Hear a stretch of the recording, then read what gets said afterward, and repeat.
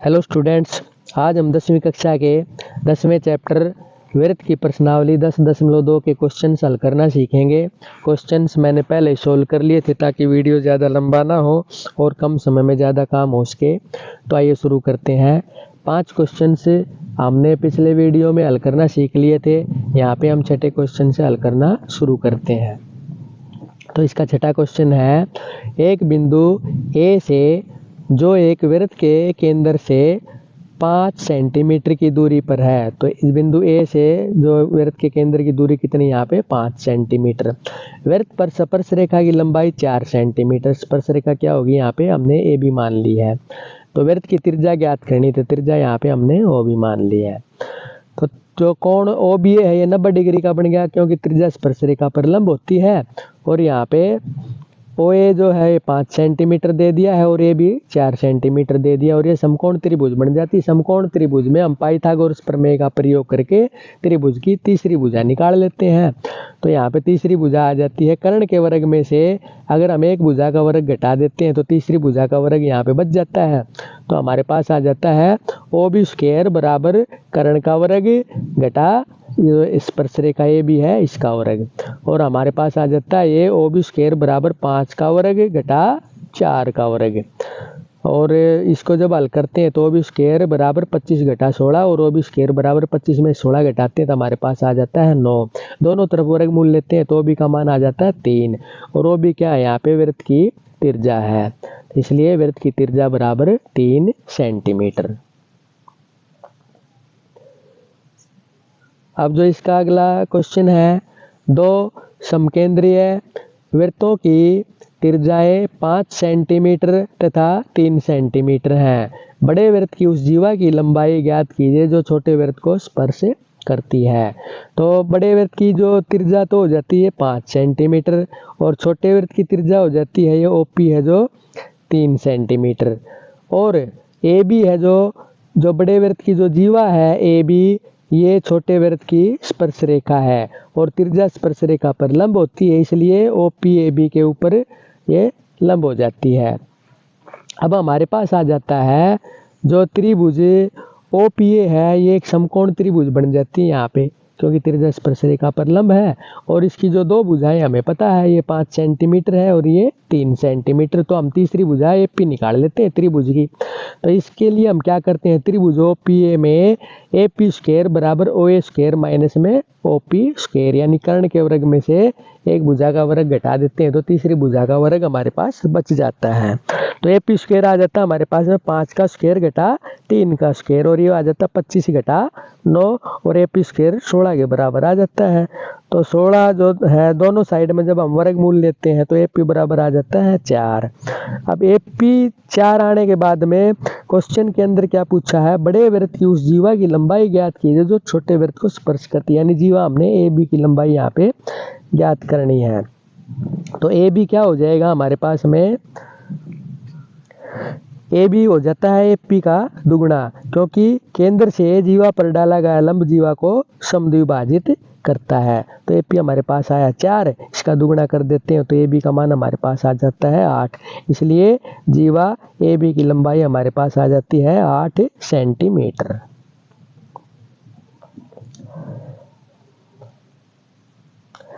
अब जो इसका अगला क्वेश्चन है, एक वृत्त के परिगत एक चतुर्भुज ए बी सी डी खींचा गया है, यानी ये जो वृत्त है और इसके परिगत मतलब इसके चारों ओर एक वृत्त खींचा गया है ए बी सी डी, यानी वृत्त को इसकी चारों भुजाएं हैं जो चतुर्भुज की ये वृत्त की परिधि को स्पर्श करती हैं। तो सिद्ध कीजिए कि ए बी जमा में सी डी बराबर ए डी जमा बी सी। तो हम यहाँ पे लिख लेते हैं, दिया है जो स्टेटमेंट में, चतुर्भुज ए बी सी डी वृत्त को बिंदु पी क्यू और आर और एस पर स्पर्श करता है, पी क्यू आर और एस पर स्पर्श करता है। तो सिद्ध करना है भी लिख लेते हैं हम। उसके बाद आते हैं इसकी जो प्रमाण सॉल्यूशन है जो इसका। अब देखिए ए पी बराबर हो जाता है ए एस, एक समीकरण मान लेते हैं हम, क्योंकि जो बाह्य बिंदु से खींची गई स्पर्श रेखाओं की लंबाई समान होती है। और बी पी बराबर हो जाता है बी क्यू, तो BP बराबर BQ हम इसको 2 समीकरण मान लेते हैं और DR बराबर हो जाता है DS, DR बराबर DS, तो इसको हम 3 नंबर समीकरण मान लेते हैं और CR बराबर CQ, इसको हम मान लेते हैं 4 नंबर समीकरण। तो हमने इनको इस प्रकार से लेना है कि AP में हमें BP जोड़े, AP में हम BP जोड़े और DR में CR जोड़े, यानी CD आ जाए, क्योंकि हमने लेफ्ट साइड में AB जमा में CD है, तो ये ही भुजा हमने लेफ्ट साइड में पहले लेनी कि हमारे पास AB और CD का जो है जोड़ आ जाए।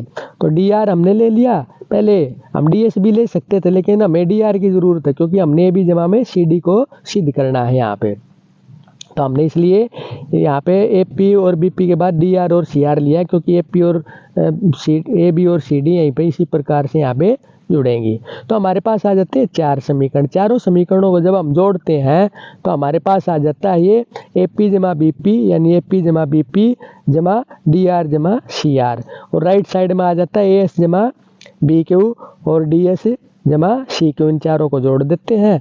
अब जो इस भुजा जो ये है, ये भुजाएं किस प्रकार से आएंगी, उन पॉइंटों को हम यहाँ पे इकट्ठे कर लेते हैं।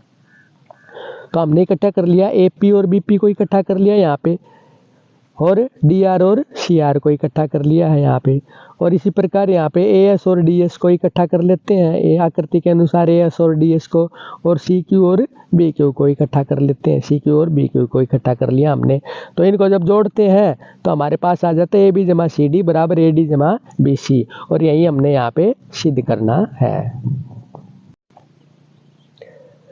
अब इसका अगला क्वेश्चन है, आकृति 10.13 में XY तथा X', O केंद्र वाले किसी वृत्त पर 2 समांतर स्पर्श रेखाएं हैं, यानी XY और X', समांतर स्पर्श रेखाएं दे रखी हैं, और स्पर्श बिंदु C पर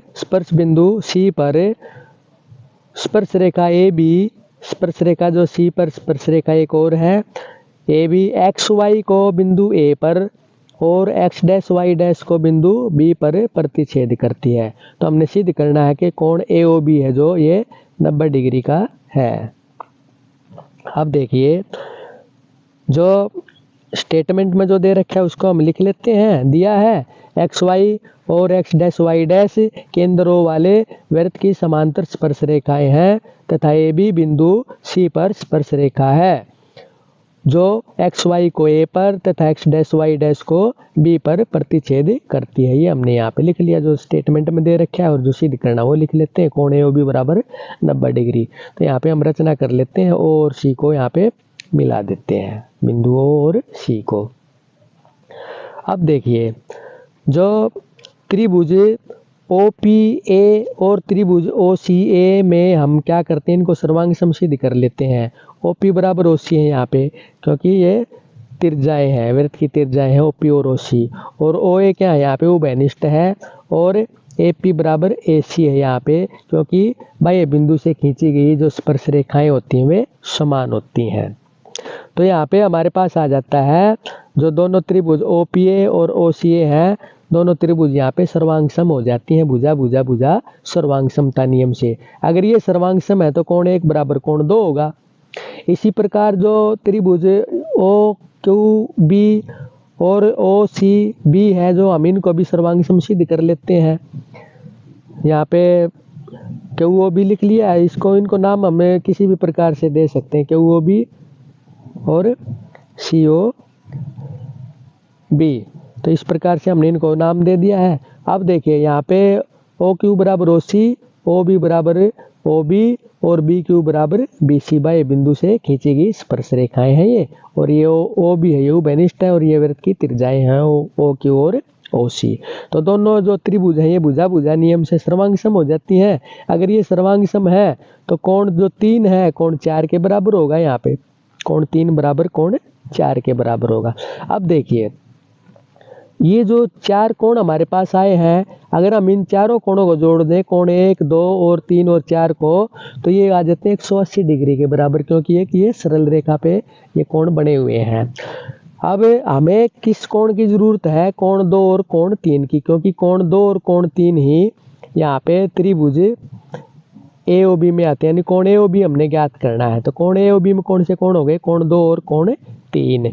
तो हम क्या करेंगे, यहाँ पे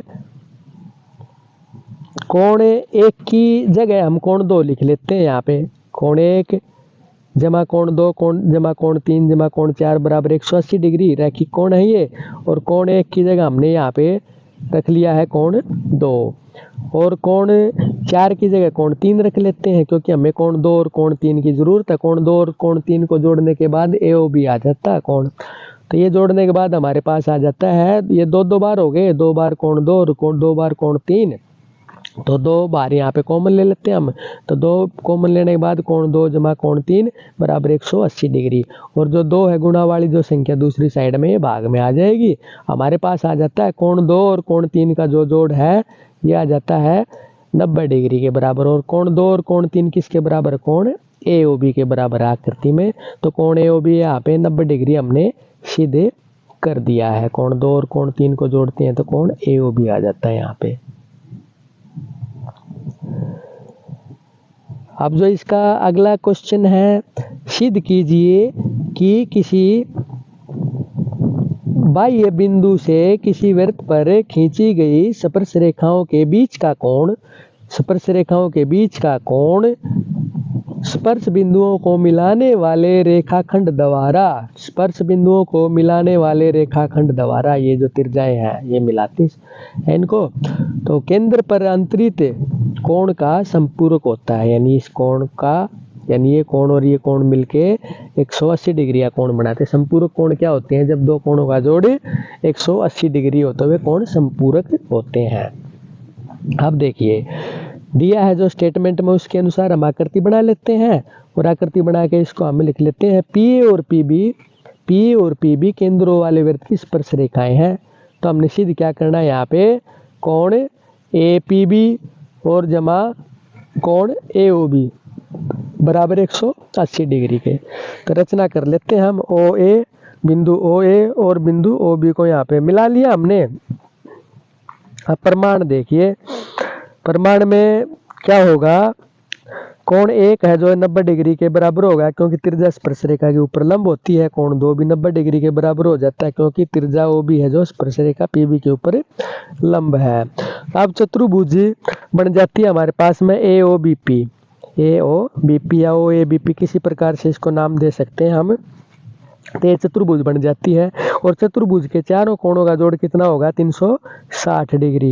तो हम यहाँ पे इनके जो कोण है वो लिख लेते हैं। कोण 1 हमने इसको मान लिया है, और कोण ए पी बी, कोण 1 जमा कोण ए पी बी जमा कोण 2 और जमा कोण ए ओ बी।